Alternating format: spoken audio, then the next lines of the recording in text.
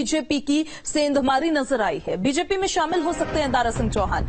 मऊ से उनको लोकसभा चुनाव का टिकट मिल सकता है।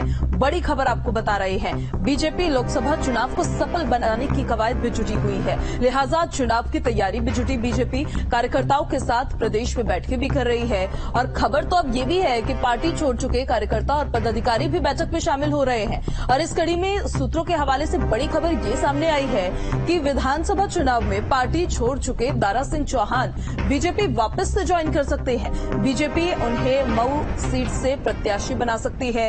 इसको लेकर प्रदेश की राजनीति में एक बार फिर से सियासी हलचल तेज होती हुई नजर आ रही है। तो समाजवादी पार्टी में देखिए, बीजेपी की ये सेंधमारी विधानसभा चुनाव के दौरान दारा सिंह चौहान ने भारतीय जनता पार्टी को छोड़कर समाजवादी पार्टी का दामन थाम लिया था। और अब सोर्सेज से ये खबर मिल रही है कि दारा सिंह चौहान वापस भारतीय जनता पार्टी को ज्वाइन कर सकते हैं और उनको मऊ से लोकसभा चुनाव में कैंडिडेट भी बनाया जा सकता है। निखिल हमारे साथ लगातार बने हुए हैं। निखिल, दारा सिंह चौहान वापस भारतीय जनता पार्टी ज्वाइन कर सकते हैं। अगर करेंगे तो समाजवादी पार्टी में एक बड़ी सेंधमारी करती बीजेपी नजर आएगी।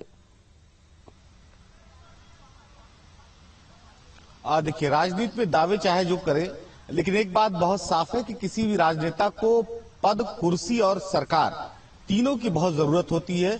शायद यही वजह है कि जब दारा सिंह चौहान को पिछले चुनाव में ये लगा कि समाजवादी पार्टी की सरकार उत्तर प्रदेश में आ सकती है, तो 2022 में भारतीय जनता पार्टी छोड़कर मंत्री पद से इस्तीफा देकर समाजवादी पार्टी में चले गए थे।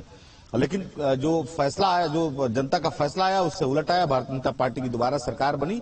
तो ऐसे में दारा सिंह चौहान के सामने फिर वही संकट खड़ा हो गया कि न वो पार्टी में किसी पद पर है, न उनके पास कोई कुर्सी है, न वो सरकार में है। लिहाजा तभी से माना जा रहा था दारा सिंह चौहान एक बार फिर भाजपा में वापसी कर सकते हैं। इसको लेकर संगठन के कुछ पदाधिकारियों से उन्होंने मुलाकात भी की थी।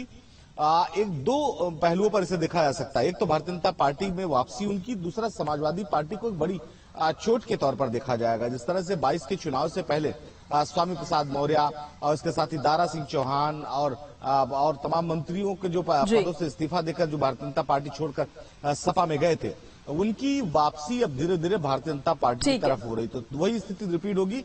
जिस तरह से भाजपा छोड़कर सपा में लोग गए, उसी तरह से सपा छोड़कर अब भाजपा में गए। तो ये सपा के लिए एक बड़ा डेंट माना जाएगा। जी ठीक है, बहुत शुक्रिया निखिल आपका तमाम जानकारी के लिए। और इस बीच देखिए, ग्रेटर नोएडा में आज कलश यात्रा निकलने जा रही है। पंडित धीरेन्द्र शास्त्री के आगमन से पहले ये कलश यात्रा निकलेगी। 10 जुलाई से 16